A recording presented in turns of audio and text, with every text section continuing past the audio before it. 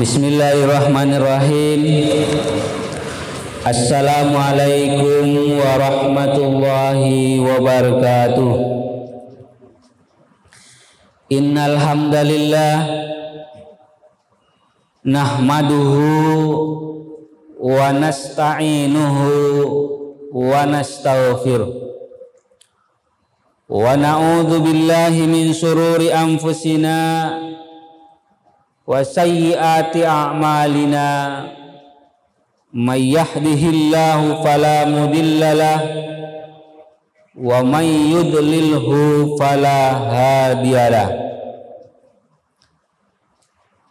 Ashhadu an la ilaha illallah wahdahu la syarikalah wa ashhadu anna Muhammadan abduhu wa rasuluhu la nabiyya ba'da amma ba'. Pertama, marilah kita bersyukur kepada Allah Subhanahu wa taala. Alhamdulillah,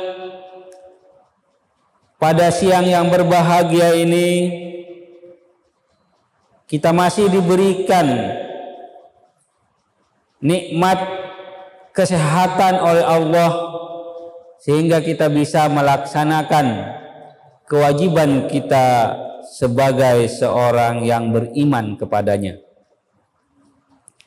Sholawat dan salam marilah senantiasa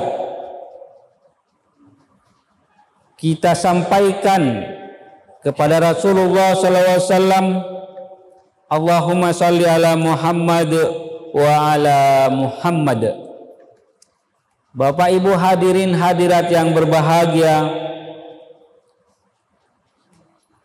dalam Al-Quran Allah Subhanahu wa ta'ala menjelaskan kepada kita pentingnya belajar dari kisah, dari perjalanan hidup umat manusia. Qad kana lakum fi qisasihim ibratun liulul albab. Sesungguhnya dalam kisah-kisah ada pelajaran yang kita bisa ambil bagi orang-orang yang berakal.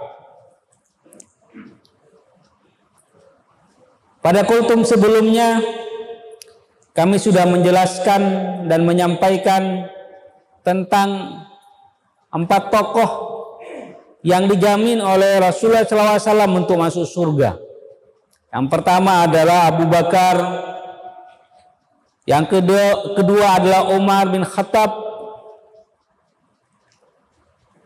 yang ketiga adalah Utsman bin Affan, yang keempat adalah Ali bin Abi Thalib. Pada kesempatan ini kita akan memaparkan dan menjelaskan tentang sahabat Nabi yang juga mendapatkan jaminan dia akan masuk surga. Beliau adalah Thalha bin Ubaidillah bin Utsman bin Amr at-Ta'im.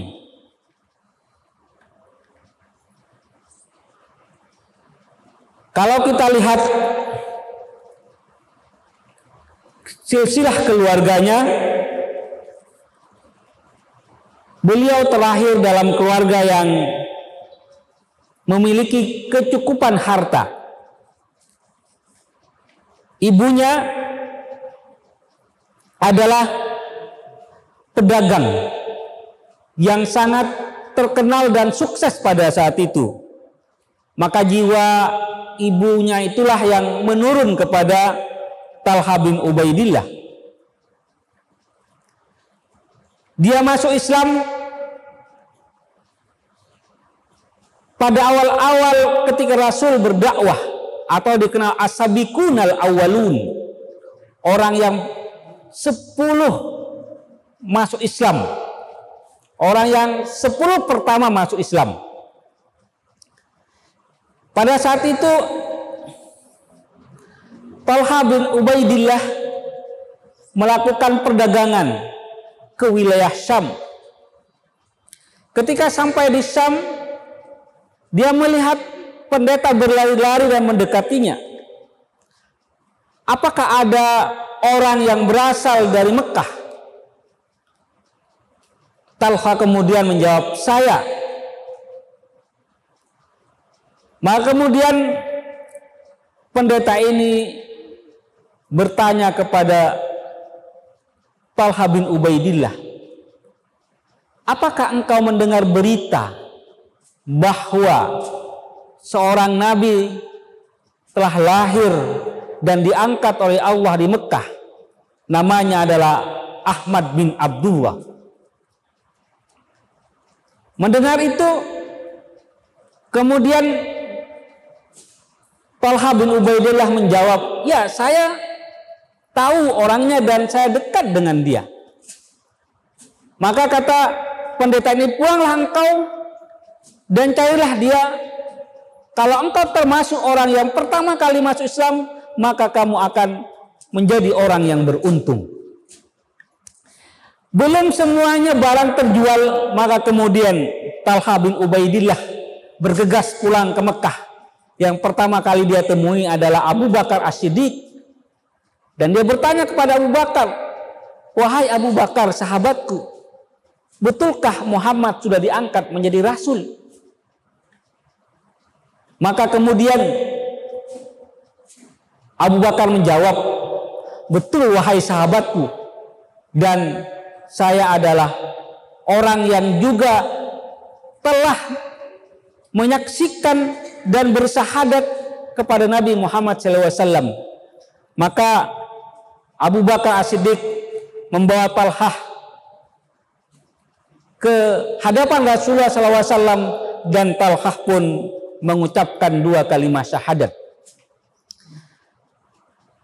Antara Abu Bakar dan Talhah bin Ubaidillah merupakan sahabat dekat yang saling membantu antara satu dengan yang lainnya.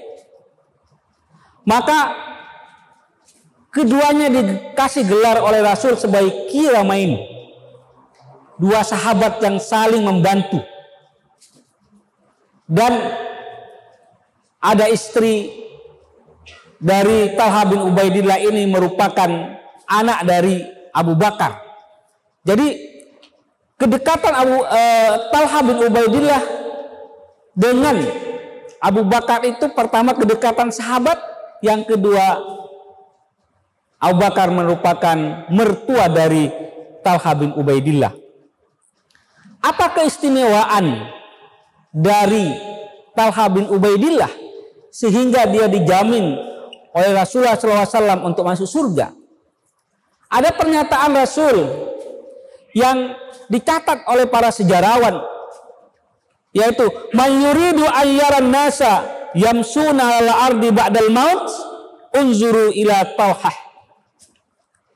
Jika engkau ingin melihat manusia yang berjalan di muka bumi setelah kematiannya, maka lihatlah Talhah. Mengapa Rasul mengatakan seperti itu? Karena Talha bin Ubaidillah ketika terjadi perang Uhud, dia merupakan tentara perang yang paling viral pada saat itu, yang paling terkenal. Mengapa? Karena perjuangannya membela Rasulullah SAW. Kita ketahui bersama bahwa perang Uhud kaum muslimin mendapatkan kekalahan karena terjebak dengan kehidupan dunia, terjebak dengan ghanimah. Pasukan yang diperintahkan untuk menjaga Bukit Uhud turun untuk mengambil ghanimah yang sengaja dilakukan oleh tentara Quraisy untuk menipu orang-orang kaum muslimin pada saat itu. Maka ada 12 orang yang mendampingi Rasul. Rasul sudah mulai terdesak di Bukit Uhud. Sedangkan pasukan dari Quraisy terus menyerang Rasul. Maka Rasul mengatakan, siapa yang berani maju untuk membunuh orang-orang Quraisy di hadapan kita, maka baginya surga. Saat itu kemudian Talha bin Ubaidillah mengatakan, saya wahai Rasul. Namun Rasul mengatakan, Talha, engkau tetap di posisimu. Maka datanglah orang Ansar, kemudian dia maju ke depan, kemudian dia syahid. Sampai ketiga kalinya Rasul mengatakan tidak ada lagi orang yang maju untuk membela Rasul, maka Talha kemudian maju sendirian. Dengan keberaniannya dia membunuh tentara yang berasal dari Quraisy. Pada saat itulah datang Abu Bakar dan mengatakan kepada Rasul, apakah engkau sehat wahai Rasul? Apa kata Rasul? Tugasmu sekarang adalah engkau selamatkan Talha. Dia sekarang berada pada posisi terdesak, sedang dikepung oleh musuh-musuh. Maka ketika Abu Bakar datang kepada Talha, ada 67 tusukan dan jari-jari Talha bin Ubaidillah putus. Dan pada saat itulah kemudian Rasul mengatakan bahwa perang Badar, perang Uhud adalah milik Talha. Bapak Ibu hadirin hadirat yang berbahagia, maka karena begitu beraninya Talha bin Ubaidillah, Rasul kemudian memberikan beberapa gelar kepadanya. Yang pertama adalah As-Syahid Al-Hayyan, adalah orang yang syahid tapi dia hidup. Kata Rasul, siapa yang mau melihat orang syahid yang hidup, maka Talha. Yang kedua adalah Talha Al-Khair, Talha adalah orang yang baik. Talha Al-Jaud, Talha adalah orang yang pemurah. Yang terakhir adalah Talha Al-Fayyad, Talha adalah orang yang dermawan.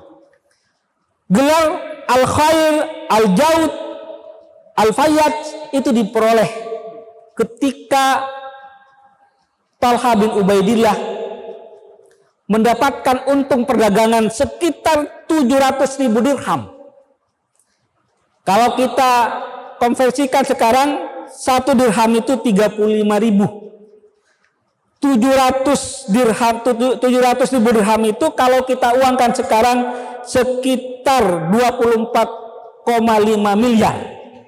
Dia mendapatkan untung pada saat itu dan dia gelisah, tidak bisa tidur. Istrinya mengatakan, kenapa engkau gelisah wahai suamiku? Apa kata Talha?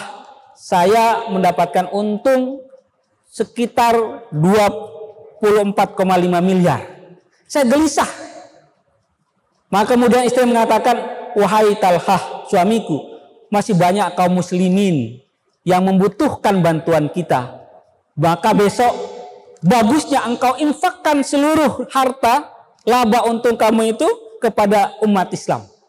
Maka pagi-pagi kemudian Talha mengantongi dirham itu dan dibagikan ke seluruh kaum umat Islam, dan maka Talha mendapatkan gelar Al-Khair, Al-Jaud, dan Al-Fayyad.